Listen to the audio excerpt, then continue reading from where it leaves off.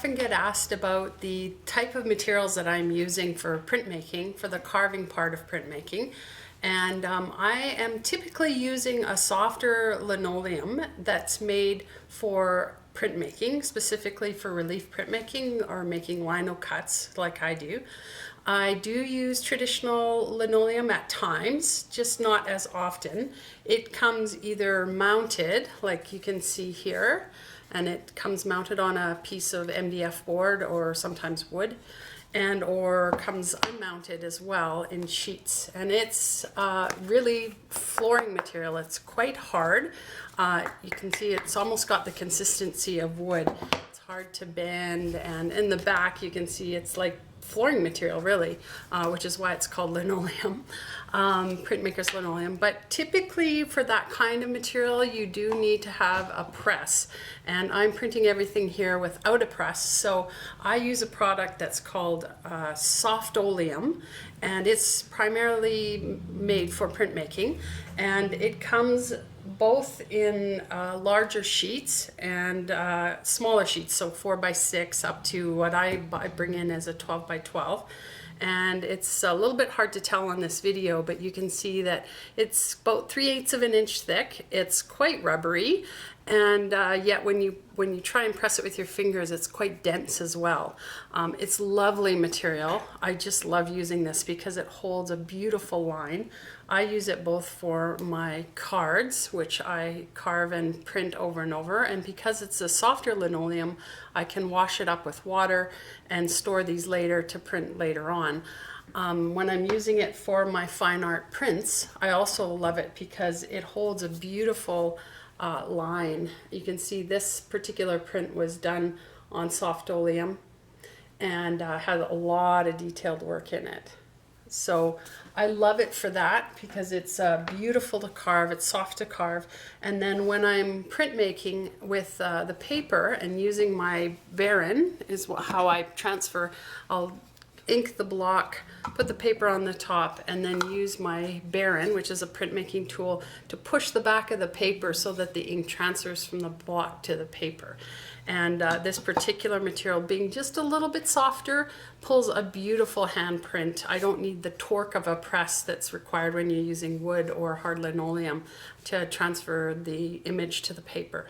So that's why I love it.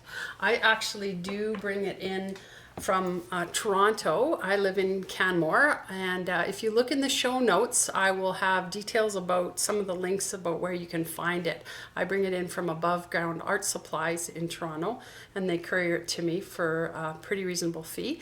So if you would like to do that, or you can look at some of the links that I'll include, also will be some US suppliers. But typically you can Google soft linoleum, SOFTOLEUM, soft cut, any of those names that I've included in there if you're not living in Canada or the United States. The other material that I use sometimes is made by Speedball, and Speedball makes a pretty wide range of different printmaking, soft printmaking blocks. Theirs is typically called Speedy Cut or Speedy Carve. I like to use the beige one. I don't have any in packaging right now, but if you Google Speedy Cut by Speedball online, you'll certainly find it. It's pretty common.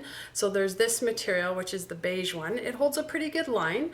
They've also recently come out with a blue one, and I've tried this just because I try everything new that comes out, and I really like it. I like the blue one. Is a little bit denser than, it's hard to tell really, but you can tell one's thicker than the other. But the beige one is slightly softer, the blue one is slightly more dense. So I like to do quite a bit of fine line work and find that that works really good.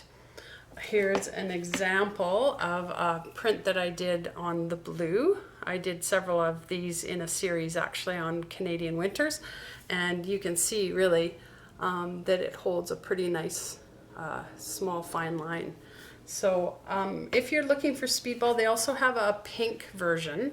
I tend to find that that one, the beige one, also will crumble a little bit. Just make sure your carving tools are really sharp when you're carving into this, and you'll find that that works pretty well for you. The only caution with the Speedy Carve, I think it is, or Speedy Cut, the beige one, is that over time it actually will dry out a bit. So if you're reprinting cards a lot, or a certain design or a stamp over and over, you want to just be aware that over time you can see that here's a piece that I've had for some time, and maybe a couple of years that have sat in a box, but it will yellow over time, and it is harder and kind of crumbles apart. So if you want something that lasts a long time, use the other material that I talked about. The SOFTOLEUM will last for a long time and doesn't seem to change its properties.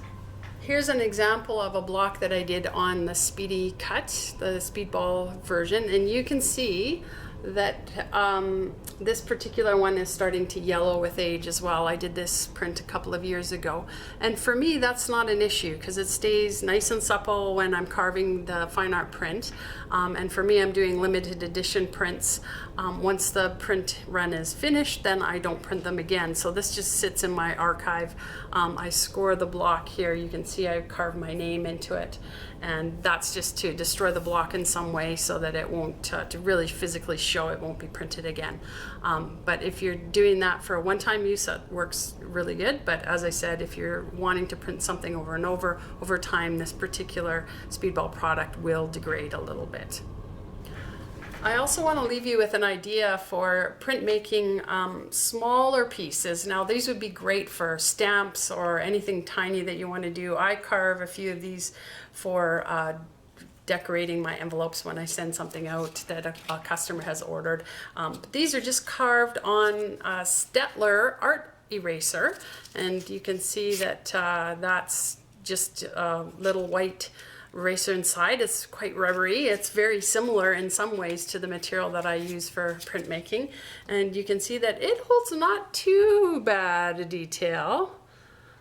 These are kind of fun. They're challenging too because they're so tiny to carve, but you know, really you can use a lot of different things that you can find even at the dollar store. But if you're looking to do some fine art printmaking, probably best to go with the ones that are manufactured specifically for printmaking. So I hope this helps, and have fun printmaking.